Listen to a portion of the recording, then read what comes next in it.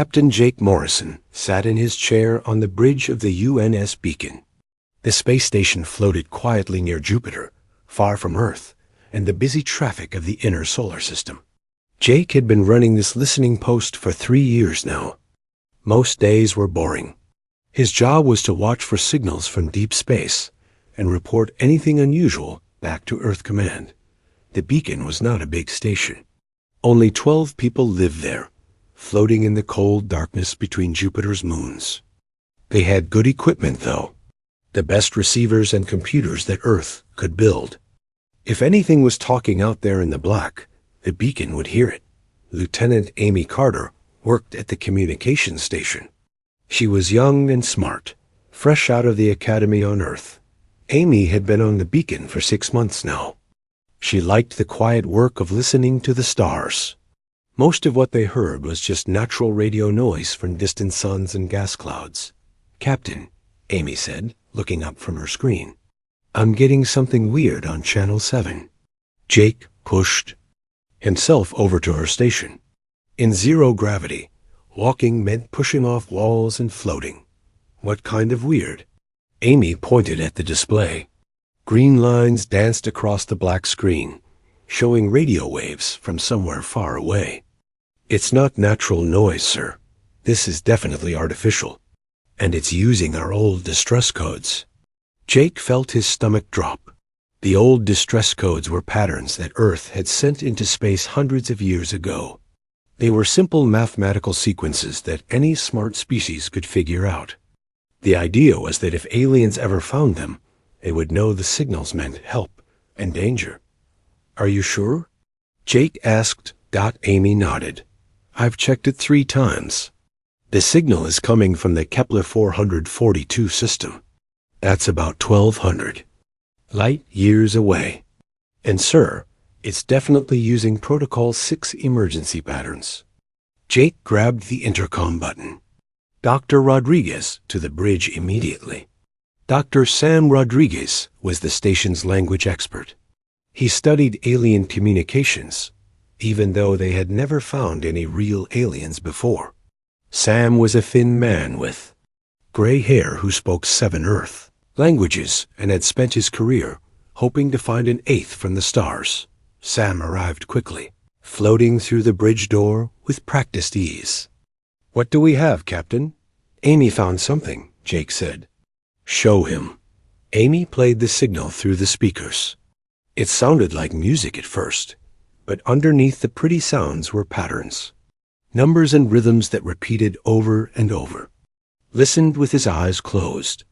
After 5 minutes, he opened them and looked scared. "This is real," he said quietly. "Somebody out there found our old Voyager probe. They learned our distress codes, and they're using them. Using them how?" Jake asked. Sam pointed at the screen where Amy had broken down the signal into parts. "They're saying help and attack and dying over and over. Someone is in trouble, Captain. Bad trouble." Jake felt cold. In all his years in space, he had never imagined this moment would really come. First contact with aliens, and they were calling for help. "Can you tell us more?" Jake asked. Sam worked at the computer for an hour while Jake and Amy watched. The signal was complex, with layers of meaning built into the mathematical patterns. Slowly, Sam began to understand what the aliens were trying to say. "They call themselves the Zelani," Sam said finally. "They're being attacked by something called the hegemony. The hegemony is destroying their worlds and killing their people. The Zelani found one of our old space probes and learned our emergency codes. They're broadcasting this signal hoping anyone, will help them." Jake stared at the screen. Somewhere, 1,200 light years away, people were dying. Alien people, but still people. And they had reached out to Earth for help. Amy looked up from her station. "Captain, I'm getting a priority signal from Earth Command. They want to talk to you right now." The screen changed to show Commander Lisa Brooks sitting in her office back on Earth. Lisa was a tough woman who had worked her way up through the fleet. She did not waste time with small talk. "Captain Morrison," Lisa said, "we've been monitoring your discovery. This is now classified at the highest level. Do not discuss this with anyone outside your crew." "Yes, ma'am," Jake said. "What are our orders?" Lisa looked serious. "You've just triggered Protocol 7, Captain. Full fleet response to extinction-level threats. We're mobilizing every ship." "We have." Jake felt his breath catch. Protocol 7 was something they had talked about in training, but never expected to use. It meant that humanity would send everything they had to help. "Ma'am," Jake said carefully, "these aliens are 1,200 light-years away. Even with our fastest ships, it would take weeks to get there." Lisa smiled, but it was not a happy smile. "Captain, there are things about human technology that most people don't know. We've been preparing for this day for a long time. Admiral, Clark will be contacting you shortly with full briefing materials." The screen went dark. Jake looked around the bridge at his small crew. Amy was staring at her instruments. Sam was still working on the alien message. Everyone looked shocked. "Sir," Amy said quietly, "what's Protocol 7 really about?" Jake had been in the fleet for 20 years. He had heard rumors and stories, but he had never seen the classified files. "I don't know, Lieutenant, but I think we're about to find out." The communication system buzzed again. This time it was Admiral Tony Clark himself, calling from Earth Command. The Admiral was an old man with silver hair and eyes that had seen too much war. "Captain Morrison," the Admiral said, "your station has just detected the most important signal in human history. What I'm about to tell you is classified above your current level, but circumstances require full disclosure." Jake straightened in his chair. "Yes, sir." "For the past 300 years, Admiral Clark continued, humanity has been preparing for this moment. We discovered long ago that Earth is what the galaxy calls a death world. Most planets that support life are much gentler than Earth. Most alien species are fragile compared to humans. We've been building a fleet designed to protect those who cannot protect themselves." The Admiral's face was grim. "Captain, we're not just sending help to these Zilani. We're sending a message to the entire galaxy. When Earth gets a distress call, Earth responds. With everything we have." Jake felt something change inside him. This was bigger than just one alien species in trouble. This was about what kind of people humans wanted to be when they finally met their neighbors among the stars. "How long until the fleet arrives at Kepler 442? Jake asked. Admiral Clark checked something off-screen. "The first ships launch in 18 hours. They'll reach the Zilani system in 6 days. Jake looked around his small bridge one more time. Yesterday, they had been a quiet listening post in empty space. Today, they were the reason humanity was going to war among the stars. Fleet Admiral Helen Parker stood on the observation deck of Terra Nova shipyards, watching the biggest military operation in human history begin. The shipyards floated in space between Earth and Mars, massive metal structures that could build entire fleets. Right now, every dock was busy. Ships that had been waiting for repairs or upgrades were being rushed back into service. New weapons were being loaded. Fuel tanks were being filled. The yards had never seen anything like this. Helen had been in charge of the shipyards for 5 years.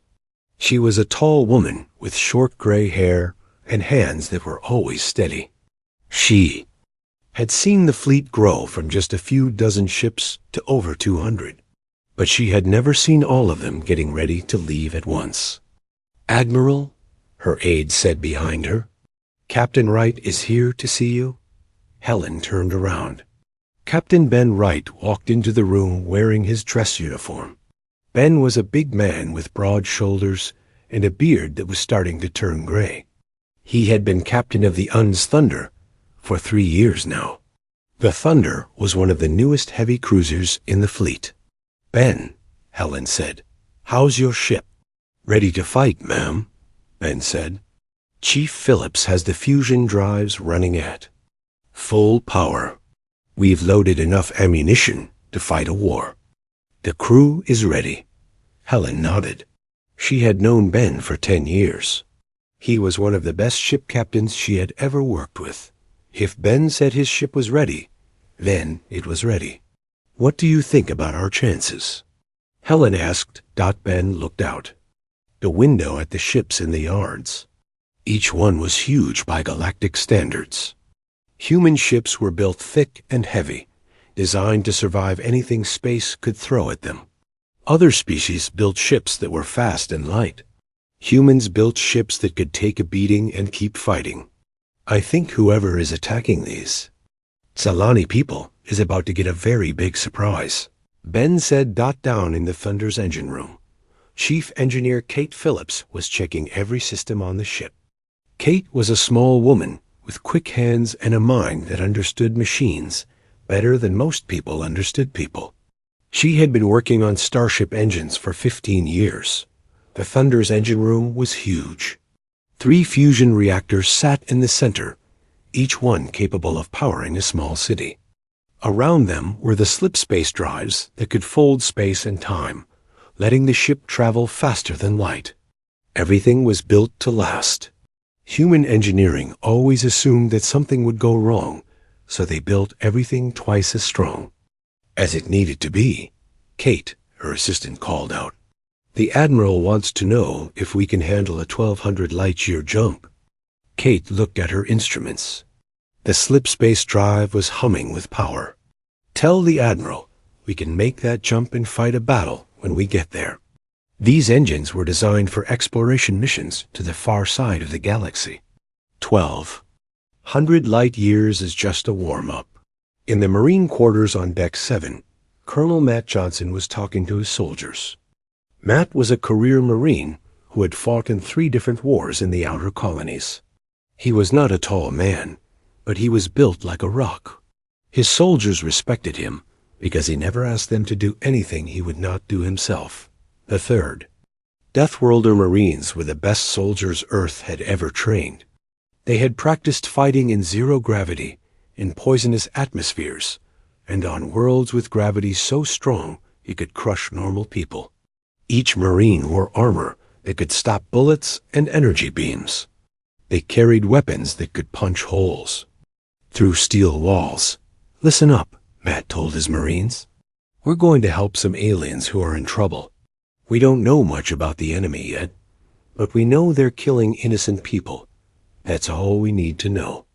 Major Beth Adams stood beside Matt. She was his second in command and the best tactical officer he had ever worked with. Beth had studied every war humans had ever fought. She knew how to win battles, even when the odds were bad. "Sir," one of the Marines asked, "what if these aliens don't want our help? What if they're scared of us?" Matt smiled. "Then we'll be very polite while we save their lives." The Marines laughed. They had trained for first contact situations. They knew that humans had a reputation in the galaxy as Deathworlders. Most alien species thought humans were terrifying. The Marines had learned to be gentle when they needed to be, but they never forgot how to fight in the diplomatic section of the command station. Dr. Grace Turner was working on first contact protocols. Grace was a language expert who spoke 12 different Earth languages and had studied every alien signal humans had ever detected. She was getting ready to talk to an entirely new species. Grace had been preparing for this moment her whole career. She had written books about how to communicate with aliens. She had designed computer programs that could translate unknown languages. But now that the moment was here, she felt nervous. The Zalani seemed to be a peaceful species, Grace told her team. Dr. Rodriguez analyzed their distress signal. They use mathematical concepts for communication, which suggests they're scientists. We need to approach them carefully. They might be afraid of us. Grace knew that humans had a problem when it came to first contact. Every other species in the galaxy had evolved on gentle worlds where survival was easy. Earth was different. Earth was a planet that tried to kill everything that loved on it. Humans had survived by becoming tough and stubborn and very good at fighting. Other species saw humans as monsters from a nightmare world. Grace's job was to convince the Zalani that humans were monsters who only hurt bad people. Admiral Parker's voice came over the shipyard communication system. All ships, prepare for departure. We leave in 6 hours. All across the shipyards, thousands of people worked to get the fleet ready. Engineers checked weapons systems. Doctors loaded medical supplies. Cooks prepared food for long journeys through space. Everyone knew they were part of something important. Captain Wright returned to his ship and walked onto the bridge. His crew was at their stations, ready for action. The Thunder was just one ship in a fleet of 200, but Ben felt proud of his crew and his ship. "Helm," Ben said. "Prepare for slipspace jump." "Yes, sir," his pilot replied. Destination: Kepler 442 system. Ben looked at the stars outside his window. Somewhere out there, people were dying. People who had reached across 1,200 light years, asking for help. Soon, they would discover that when humans made a promise, they kept it. The fleet began to move. 200 ships, each one carrying the hope that good people could still make a difference in a dangerous galaxy. They folded space around themselves and disappeared into the dark, racing toward a war that would change everything. The human fleet dropped out of slipspace at the edge of the Kepler 442 system. Admiral Parker stood on the bridge of her flagship, the Unga's Sovereign, and stared at what they found. The sight made her angry. Hundreds of small alien ships surrounded. A beautiful blue and green planet. The ships were firing bright energy beams down at the surface. Even from this distance, Parker could see explosions on the planet below. Cities were burning. The attackers were trying to destroy an entire world. "Communications," Parker said. "Find me the defenders." Lieutenant Dan Foster worked at the tactical station on Captain Wright's ship, the Thunder. Dan was young but smart, fresh from the Naval Academy on Mars. He had trained his whole life to analyze enemy forces and plan battles. What he saw in the Kepler 442 system surprised him. "Captain," Dan said, "the attacking ships are small and fast. They're using energy shields and plasma weapons. Standard galactic technology. But, sir, they're not built for heavy fighting. These ships are designed to beat enemies who can't fight back." Wright nodded. "What about the defenders?" Dan pointed to his screen. Around the planet, a few dozen ships tried to fight back. They were beautiful vessels that looked like they were made of crystal and light, but they were losing badly. "The defending ships are even more fragile, sir. They look like they were built for exploration, not war. The attackers are destroying them easily." Wright understood. This was not a battle between equals. This was a slaughter. The hegemony was killing people who could not defend themselves. On the Sovereign, Admiral Parker received a communication from the planet below. The voice was strange, like music mixed with mathematics, but the translation computers worked quickly. "Unknown ships," the voice said. "This is Commander Thessarian of the Zalani Defense Fleet. We sent the distress signal. We did not expect anyone to answer. Please, if you are here to help, we need assistance immediately. Our people are dying." Parker looked at the image on her screen. The alien who called himself Thessarian looked like he was made of living crystal. His body was tall and thin, with arms that were too long and eyes that glowed with soft blue light. He was beautiful in a way that seemed too delicate for the real world. "Commander Thessarian," Parker said, "this is Fleet Admiral Helen Parker of the United Earth Navy. We received your distress call. We are here to help." Thessarian's eyes grew brighter. "Earth? You are the species that sent the probe? The Deathworlders?" Parker raised an eyebrow. You know about us? We have heard stories, the Sarian said. The galaxy speaks of a species from a monster world, a species that cannot be killed. We thought they were myths. Before Parker could answer, another voice broke into the communication. This voice was harsh and cruel, speaking a different alien language that the computers translated quickly. Attention unknown vessels, the new voice said. This is General Vorthik of the Hegemony 4th Fleet. You are interfering with a lawful conquest. Withdraw immediately or be destroyed. The image on Parker's screen changed to show a different kind of alien. General Vorthik looked like a giant insect with 6 arms and eyes that burned with red light. His ship's bridge was dark and full of sharp metal edges. General Vorthik, Parker said calmly. This is Admiral Parker. You are committing genocide against a peaceful species. Cease your attack immediately and surrender.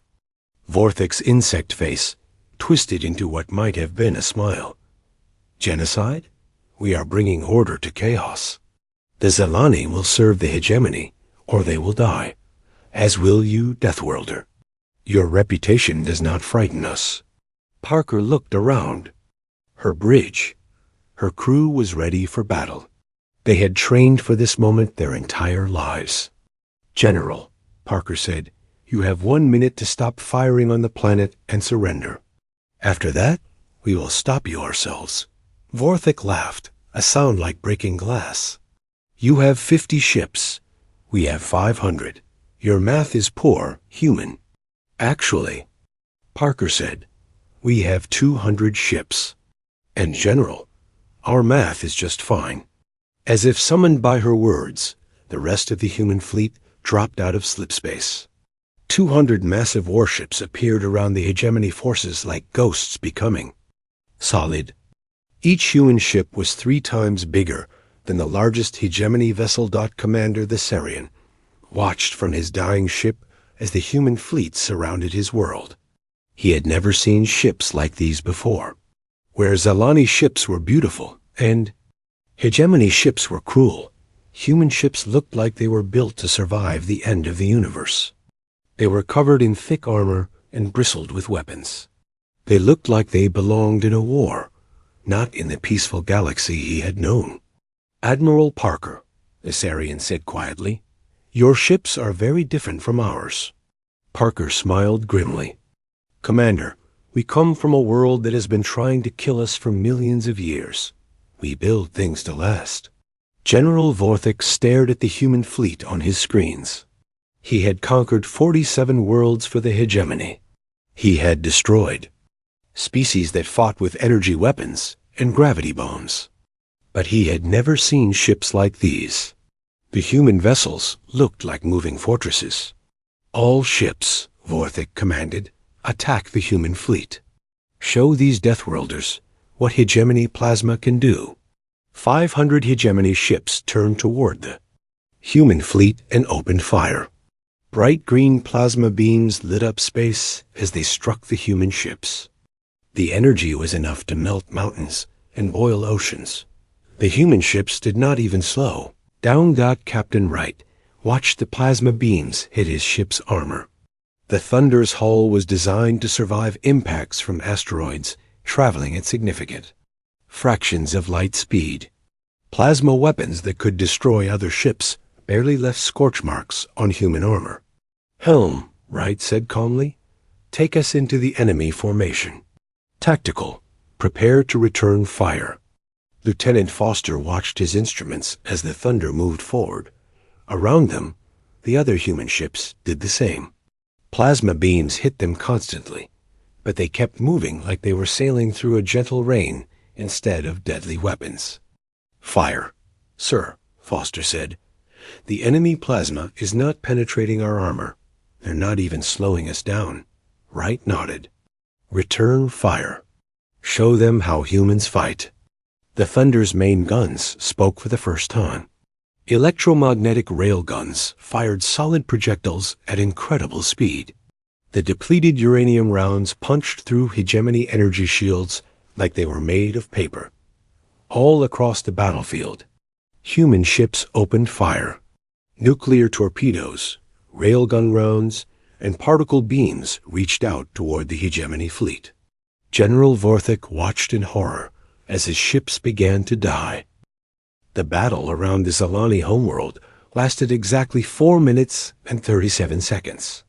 That was how long it took for the hegemony forces to realize they had made a terrible mistake. General Vorthik watched his fleet die from the bridge of Bez. His flagship. Human weapons tore through his ships like they were made of thin metal instead of military armor. The railgun rounds moved so fast that his ships could not dodge them. The nuclear weapons created electromagnetic pulses that shut down entire squadrons at once. All ships retreat. Vorthik screamed into his communicator. Fall back to the outer system. But it was too late. The human fleet had surrounded the hegemony forces completely. There was nowhere to run. Captain Wright stood on the bridge of the Thunder and watched the enemy ships trying to escape. His ship had taken dozens of plasma hits, but was not even damaged. Around him, his crew worked calmly and efficiently. "Sir?" Lieutenant Foster reported, "The enemy flagship is trying to break through our line. Should we pursue?" Wright looked at his tactical display. General Vorthik's ship was racing toward the edge of the system, leaving his own forces behind to die. It was the act of a coward. "Lock on target," Wright said. "Fire when ready." The Thunder's main railgun spoke once. A single depleted uranium. Round crossed space in less than a second and struck the hegemony flagship. The enemy ship's shields collapsed instantly. The round punched through the hull and exploded inside, crippling the vessel. Colonel Matt Johnson's Marines were already in their assault pods, waiting to board enemy ships. The pods were designed to survive crash landings on hostile planets. Using them to board ships in space was easy by comparison. "Marines," Matt said over the communication system, "remember what we learned in training. These aliens are not used to fighting Deathworlders. Be firm, but fair. We're here to stop a genocide, not start one." Major Beth Adams checked her weapons. One last time. Her assault rifle was loaded with non-lethal rounds that would stun instead of kill. The Marines had orders to capture enemy ships if possible, not destroy them. "Ready, Colonel," Beth said. "Target the flagship first?" Matt nodded. "Take 12 Marines and secure General Vorthik. I want him alive to face justice." The assault pods launched from the human ships like bullets. They moved too fast for the hegemony point defense systems to track. Within minutes, human Marines were cutting through enemy hull plating with portable fusion torches. Beth led her squad through the corridors of the hegemony flagship. The alien ship was dark and cramped, built for creatures who were smaller than humans. The Marines had to duck their heads to move through the hallways. Hegemony soldiers tried to stop them at several checkpoints. The aliens carried energy weapons that could kill most galactic species with a single shot. Against humans in combat armor, the weapons barely left scorch marks. Beth's squad moved through the ship like they were walking through their own home. When alien soldiers shot at them, the Marines stunned them with non-lethal weapons and kept moving. The hegemony troops had never fought enemies who could ignore their best weapons. "This way to the bridge," Beth told her Marines. "Remember, we want prisoners, not bodies." The bridge of the flagship was protected by blast doors that could stop normal boarding parties. The Marines placed shaped charges on the doors and blew them open. The explosion would have killed unprotected humans, but Marines in Deathworlder. Armor barely noticed it. General Vorthik waited on his bridge with his remaining officers. The insect-like alien held an energy pistol in 2 of his 6 hands. When the blast doors exploded inward, he fired at the first Marine through the opening. Energy beam hit Major Adams directly in the chest.